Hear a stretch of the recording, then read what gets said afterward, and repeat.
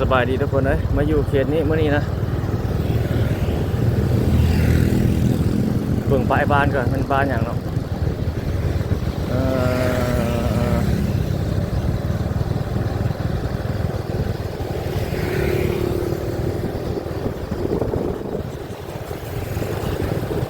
บ้านเงินก็กำลังเฮ็ดกันหลายเลยนี่กันบ้านอย่างเนาะบ่จื้อละเดี๋ยวจะเบิ่งปลายนั่นก่อนโอ้ยยิงหมู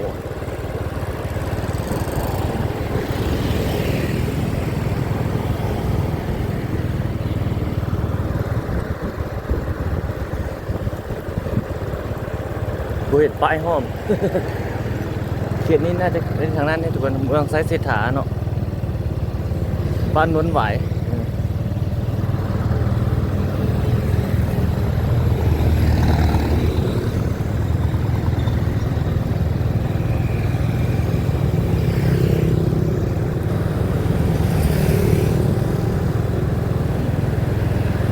เบิ่งบรรยากาศสดขึ้นแรงๆวันนี้วันอาทิตย์เนาะฮะเขาจะปิดวางงาน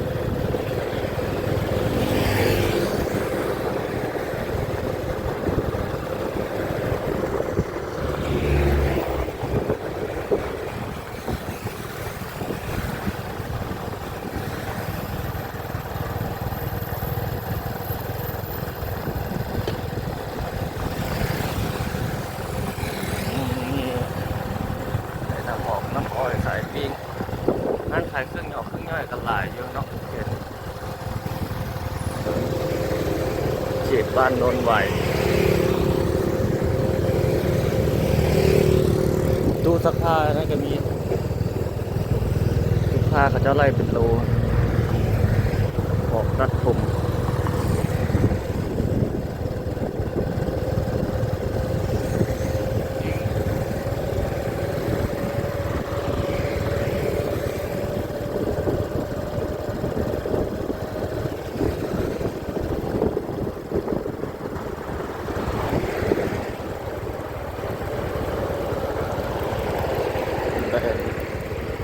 อันดับหนึ่งของเกาหลี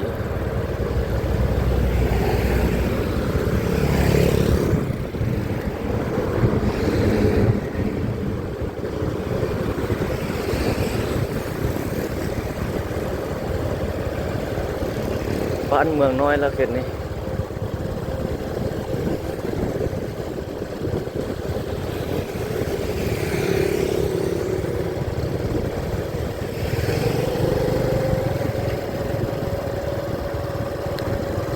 รถกับสัญจรก็บ่หลายบันไดเพราะว่าเป็นวันอาทิตย์เนาะโอ้ถ้าเป็นมื้อวันจันทร์วันศุกร์นี่หลายอยู่ได้มาแถวนี้ก็ได้เราเคยมาแต่ละเทื่อก็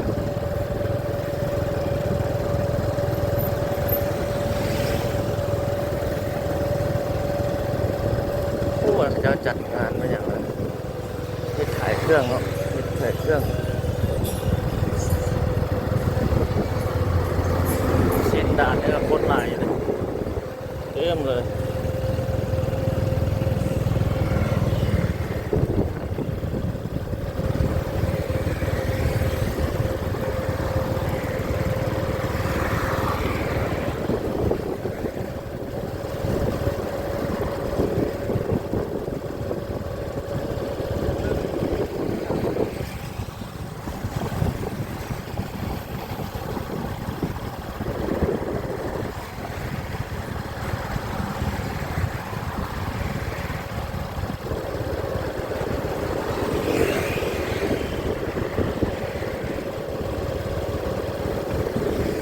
เดี๋ยวนะครับเด็ดๆนะบนจีน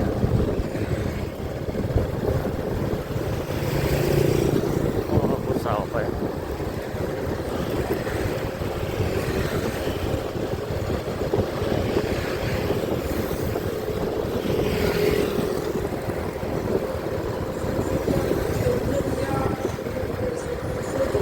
เดี๋ยวนี้ผมเห็นห้านปิ้งหมูเนาะมีได้บนเมื่อกี้มีผู้สาวเสิร์ฟใครถ้ามีผู้สาวเสิร์ฟนี่นั่งแล้วเมื่อกี้อันนี้เราขายอยู่เงิน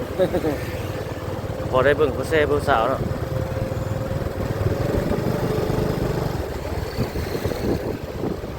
าในเขตตลาดบ้านเมืองน้อยคนหลายนี่ก็ได้เขาเจ้ามาซื้อเครื่องซื้อของก็ได้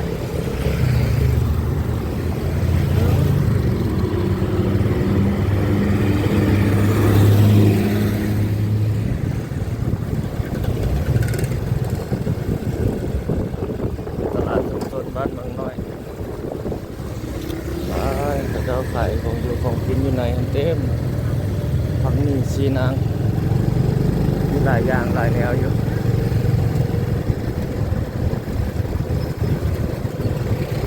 นี่ก็ขายของกินอันนี้ก็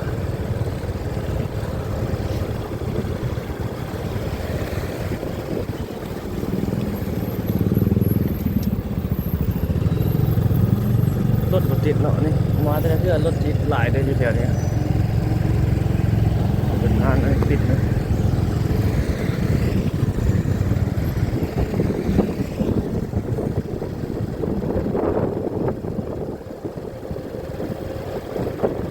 เขตบ้านเมืองน้อย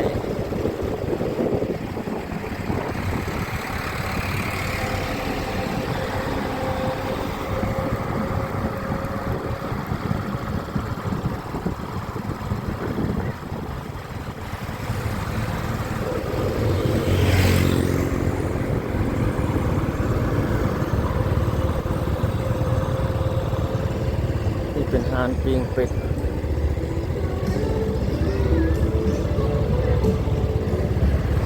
นี่เป็นฮานปิง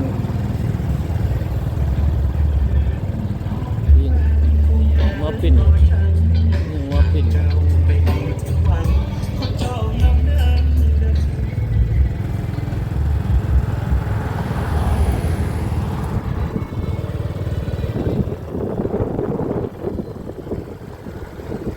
หัวปิ่นเยี่ยมสาวหลายหลายเป็นความน้ำมันครับ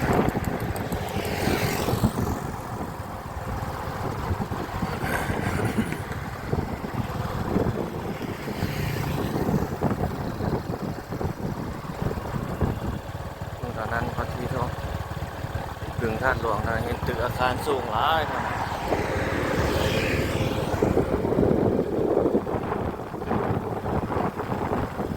นี่คือบรรยากาศที่เขาถ่ายให้ทุกท่านได้ชม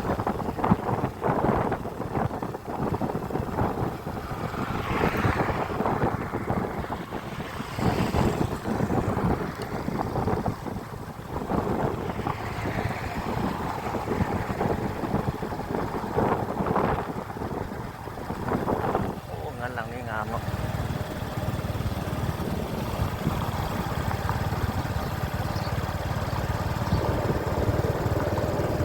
เดี๋ยวนี้เขาเจ้าเฮ็ดให้เฮ็ดนา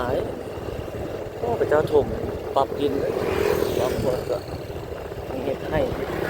เฮ็ดนาก็เพิ่นให้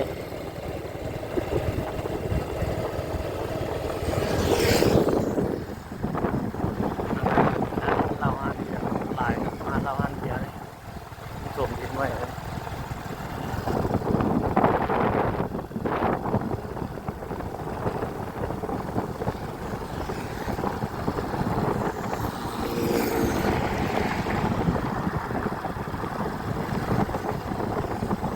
นี่เขาเจ้าปิดเบื้องนั้นหน่อยปิดเบื้องนั้นรถสวนมาทางนี้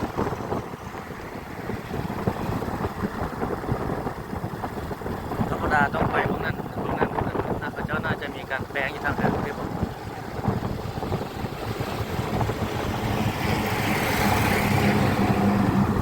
เจ้าสวนมาเบื้องนี้หมดเลยครับรถแนบหัวเขาเจ้าเขียนป้ายเตือนเขาเจ้าแปลงปล่อยเบื้องนั้นได้เนาะน่าจะพีแล้วเขาเจ้าแปลงปิดปั๊บปล่อยอยู่เขตบึงท่าหลวงเนาะตึกอาคารสูงเลย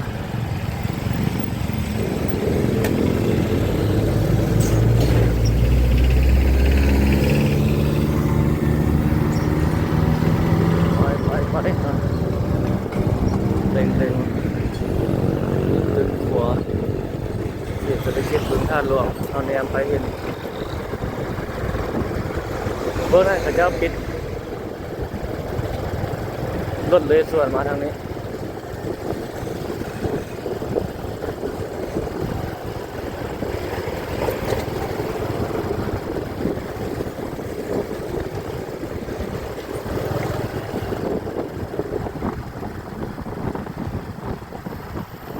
จ้าลัดเล่นเลนเบื้องนี้หมดเลยรถนี่รถนั่นน่าวางท่อวางอย่างเขาเจ้าจะเห็นอย่างเล่นสวนทางมานะ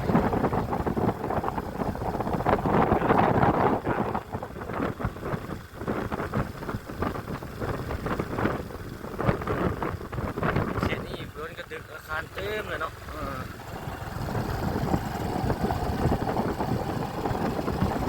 เล่นไปเป็นทางแคบค่อยขี่ทีละทางการนะเจ้า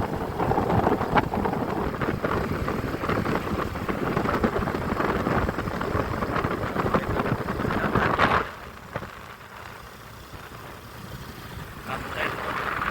เจ้ามีการปรับปรุงตัวปรับปรุง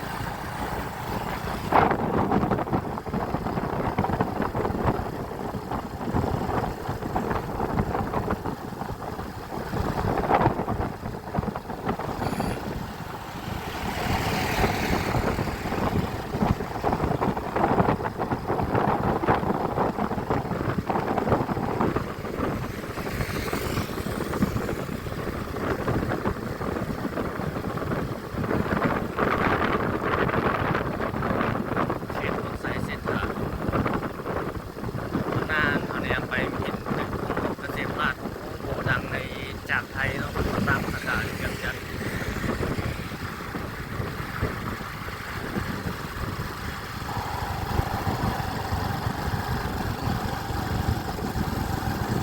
เรียบแบบนี้ก็ประมาณนั้น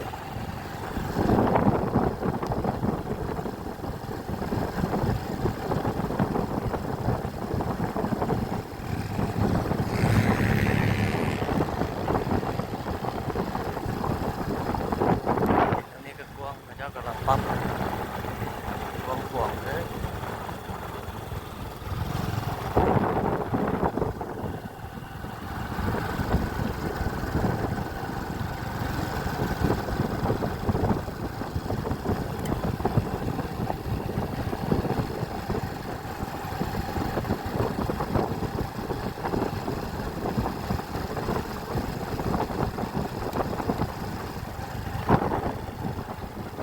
สื่อได้ตรงนี้นี่เป็นตึกนี่ก็จะ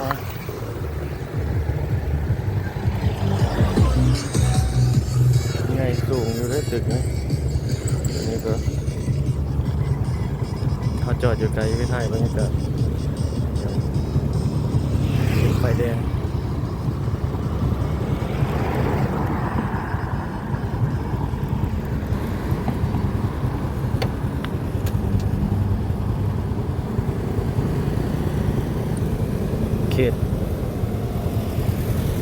โอ้ทางนั้นเขาเจ้าเฮ็ดเบตงท่านนี่ทุกคนนี่ทางนั้นเขาเจ้าเจาะเฮ็ดทางใหม่มามันเพที่บอกเขาเจ้าเฮ็ดใหม่ก็เสาไปถ้าไฟเขียวเขาจึงเล่นไปเนาะเล่นไปนี่สัตว์ไปด้านหน้าองค์หมอเกษมราชนะจะกระสอดเอาพลปะเปาเข้าสู่ถนนลาวไทยสอดเอาเขตบึงขยองพวกนั้น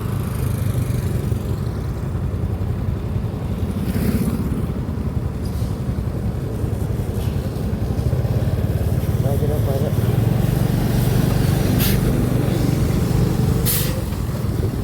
ไปแดงใจมา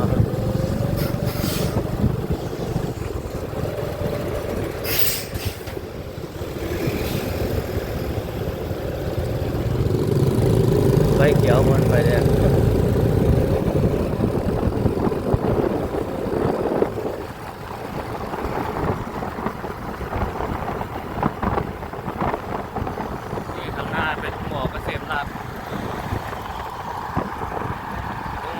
ในเวียงจันทร์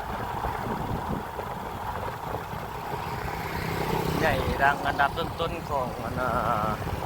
ไทยเลยแหละของหมอเกษมราชเกิดชแนลเจ๊เขาเจ้าโทรมาเนาะนี่ของหมอเกษมราช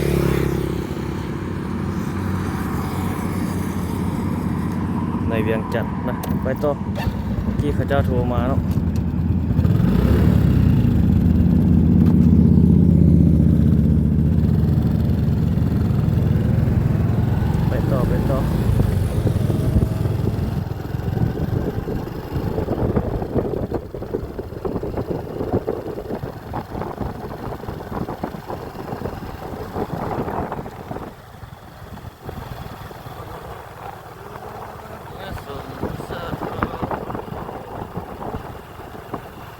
วนี้ก็ดินหลายอยู่เลยยังว่างหลาย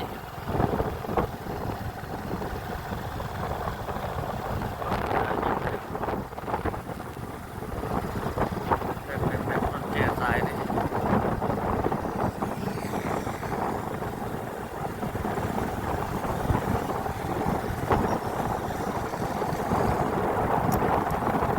เขต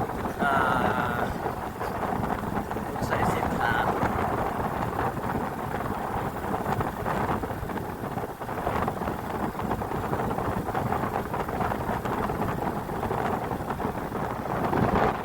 เงินงาม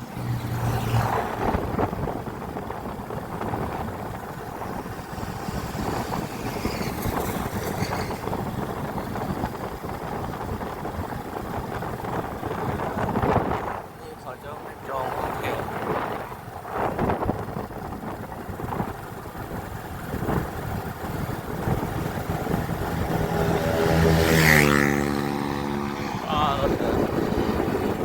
มีตึกอาคารสูงนี่ครับ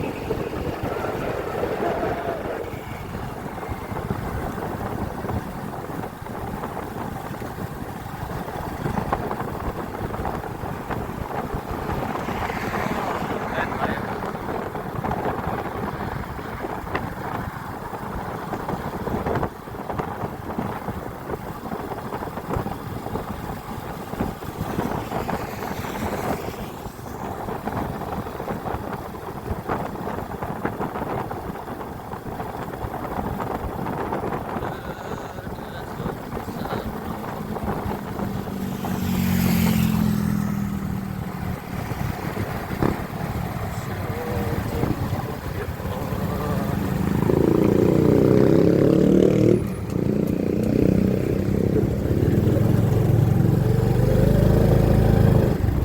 นี่มีร้านอาหารเกาหลีรถทัวร์เขาจะเอามาเขาเยอะอยู่นี่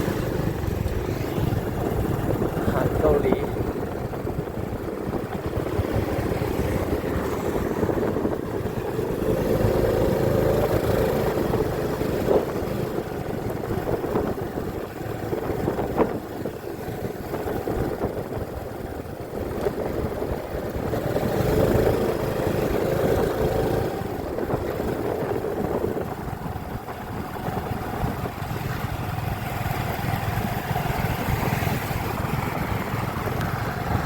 ทางหน้านี่ซอดใส่เขตถนนเราไทยแล้วแล้วเราจะเลี้ยวซ้ายเนาะเลี้ยวซ้ายไปทางนั้นบึงขยองถ้าเลี้ยวขวาก็ไปทางโพธิ์ทานนู้นเลยทางไหนนี่ยังมีโครงการนี่มีตึกเก่าเนี่ยเขาจะทำมา34รถไฟแดง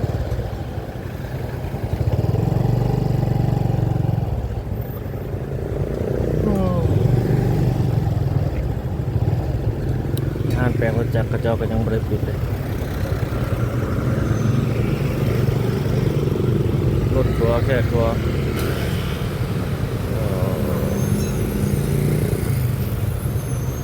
เวทอยู่ปะ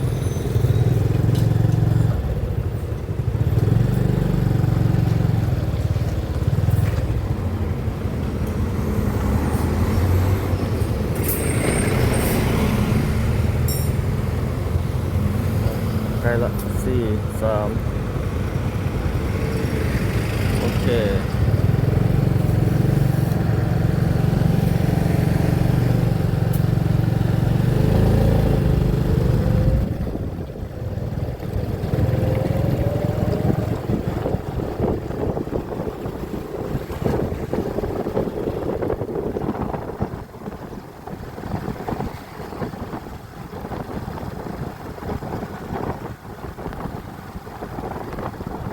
อันนี้เป็นถนนลาวไทยทุกคน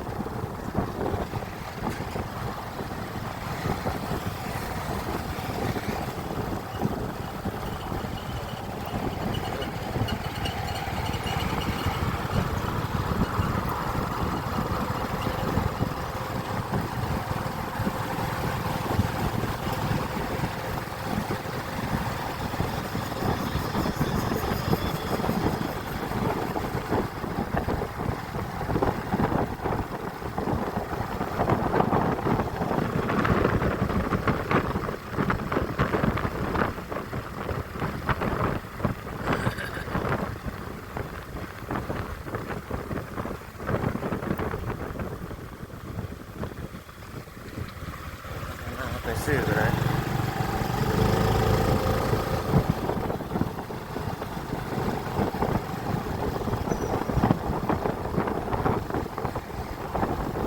ท่าเรือสอดใส่ถนนท่าเรือ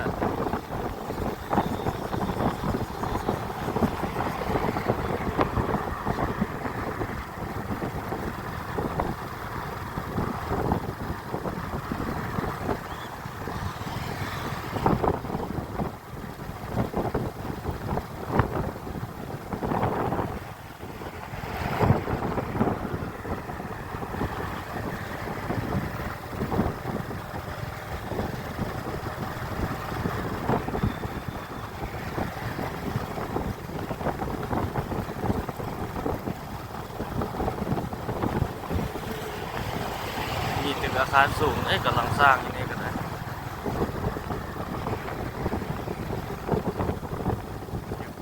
เขตนี่ก็มีสูงเลย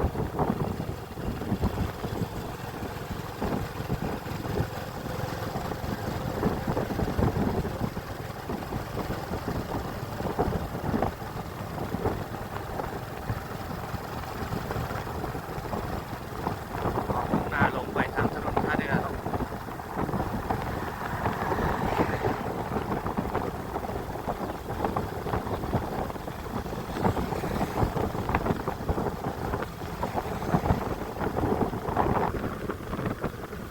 เดี๋ยวนี้ก็เป็นอีกโซนหนึ่งของนครหลวงเวียงจันทร์เรา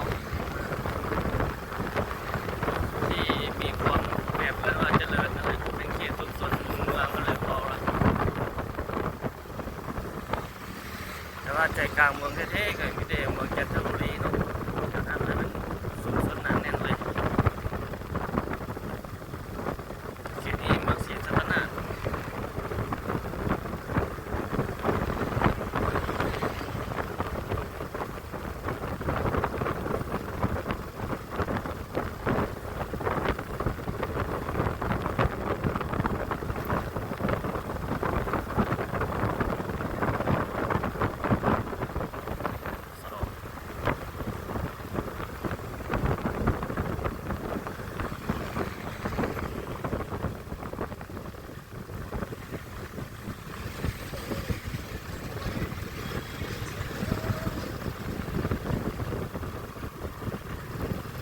ข้างหน้าเล่นซื้อก็เข้าถนนด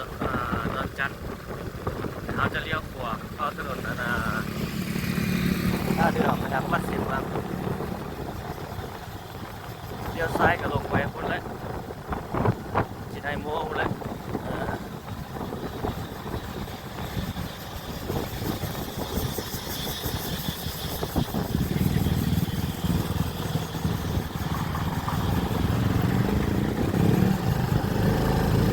นี่เป็นถนนท่าเรือเขตบึงขะยองเขตนี้มีโครงการคือกันเขตนี้สังกะสีเพิ่นอ้อมอยู่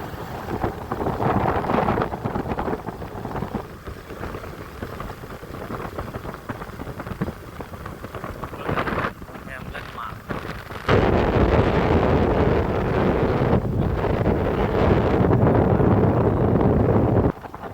เป็นเปิดไปก่อนเข้าเบิ่งเลี้ยวขวานี่เข้าถนนภูเวียงออกไปไหนเนี่ยมันมีประตูเข้าข้างหลัง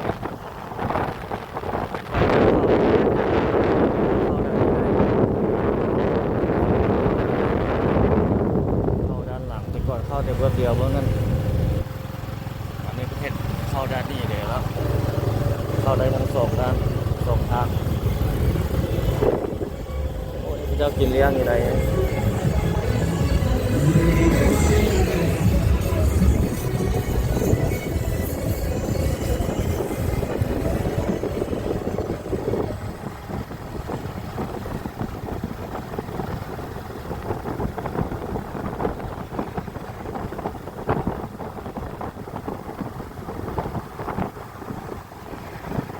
บรรยากาศสดทุกคน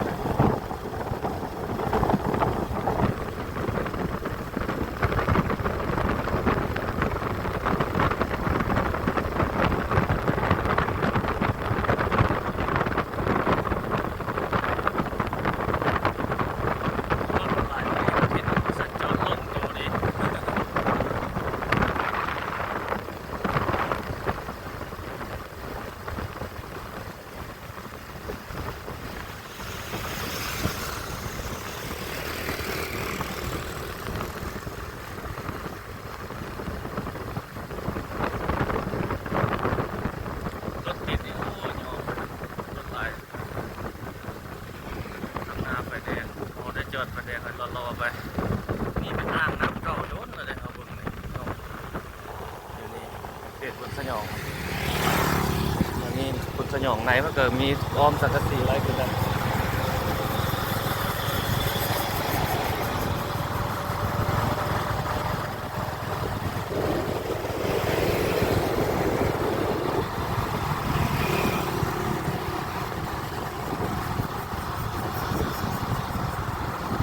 หน้าไฟแดง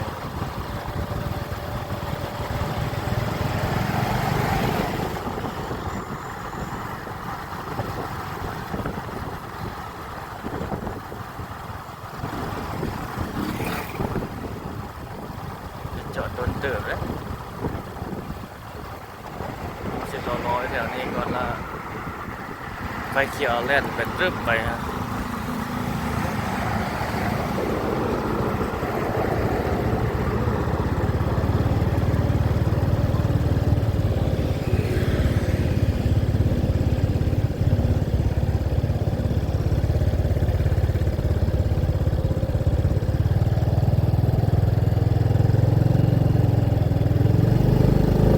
เขียวเนาะรอได้จังหวะพอดีเลย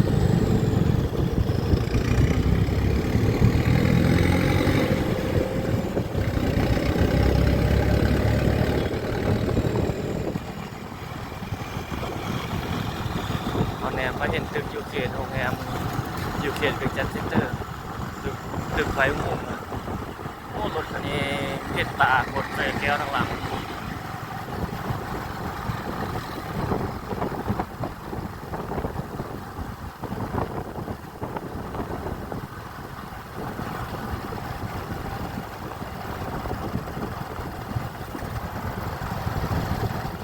ทางหน้านี่วัดสีเมืองส่วนสาธารณะสีเมืองผมเนี่ย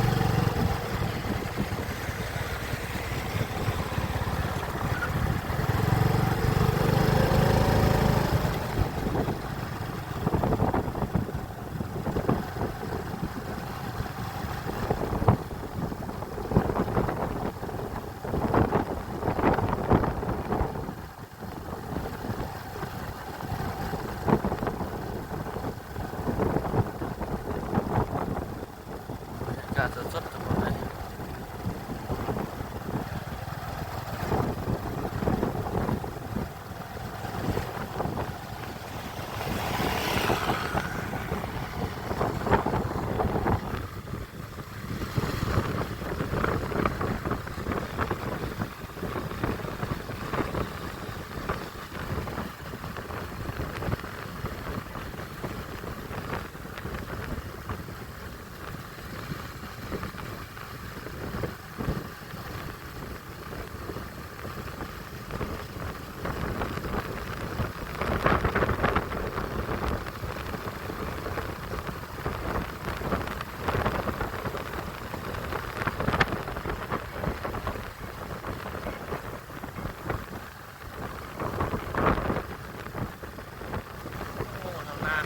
ไฟเขียวจะไปทัน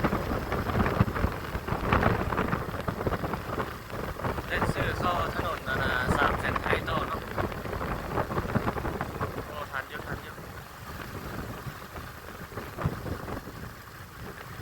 เลี้ยวขวาตัวซ้ายเลี้ยวซ้ายตัวซ้ำ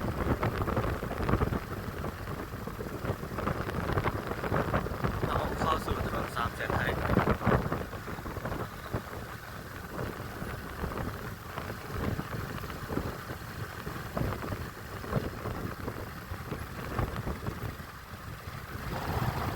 จากเมืองบ้านบ้านน้อยเสียงดาจนมาฮอดในเมืองเลยบัดนี้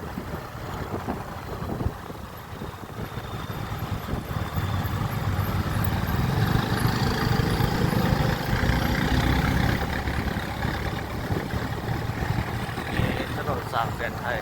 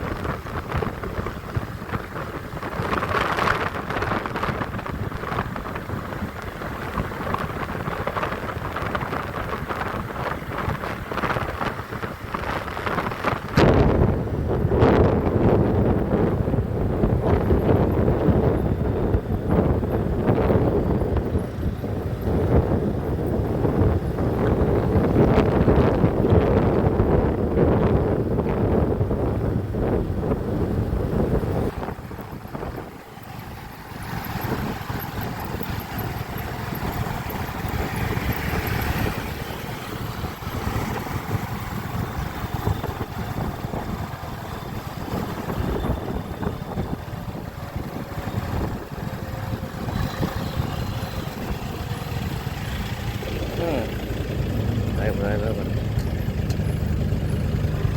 โอ้สองนาคลองบริเขียวมันจะจอดอีกวันหนึ่งแล้วเพิ่ง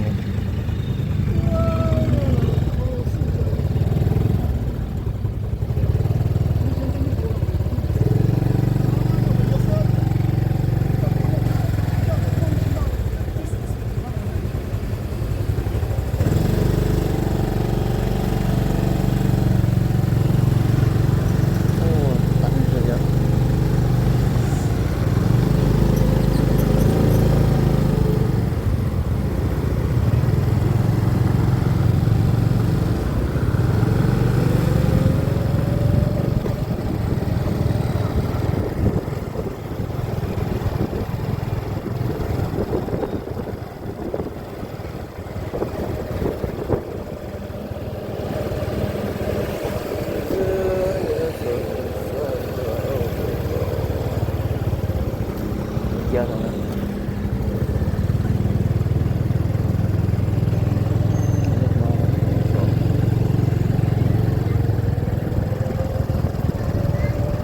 ไปซื้ออันนี้เป็นถนนขุ่นบุล้มจีเลี้ยวซ้ายก็รถมาหลาย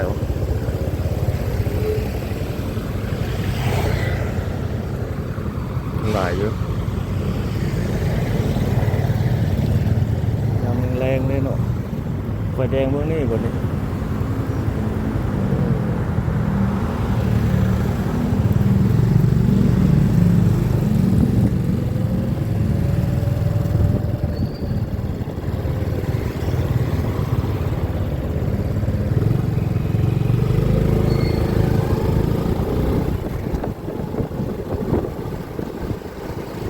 เข้าไปสอดสแคมป์ของเรื่องเปิดเอาไว้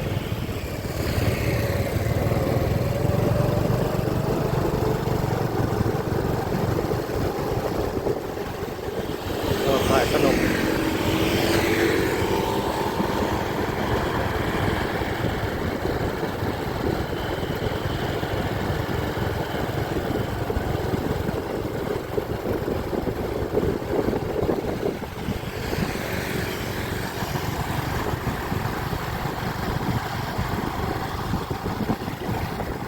เลยเนาะห้าสิบดาวหลาย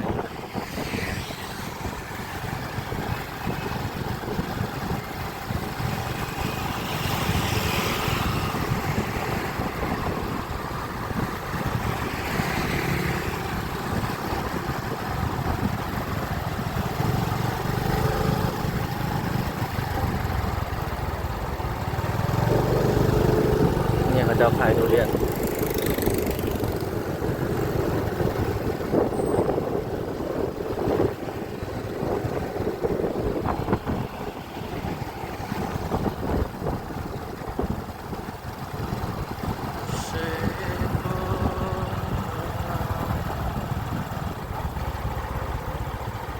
อินแอนฮอลิเดย์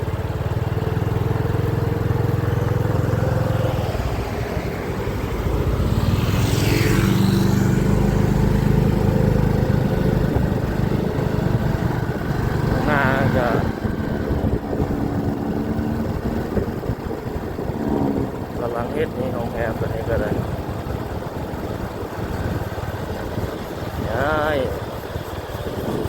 กำลังสร้างกำลังสาเนาะ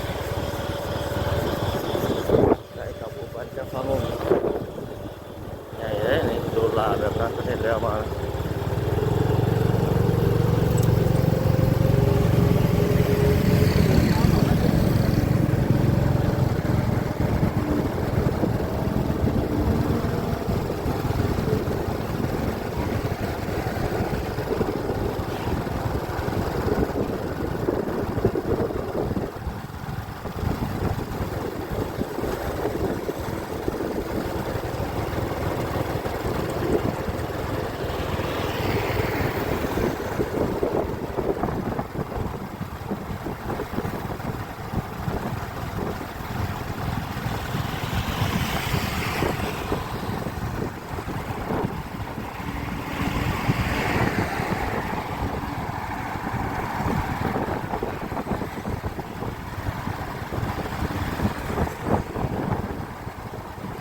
เอาคลิปนี้ประมาณนี้ซะทุกคนเลย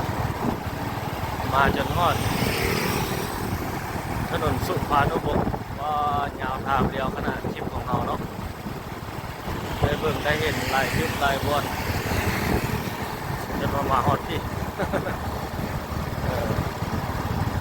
นี่แหละคือให้ประชาชนได้อยู่ได้เห็น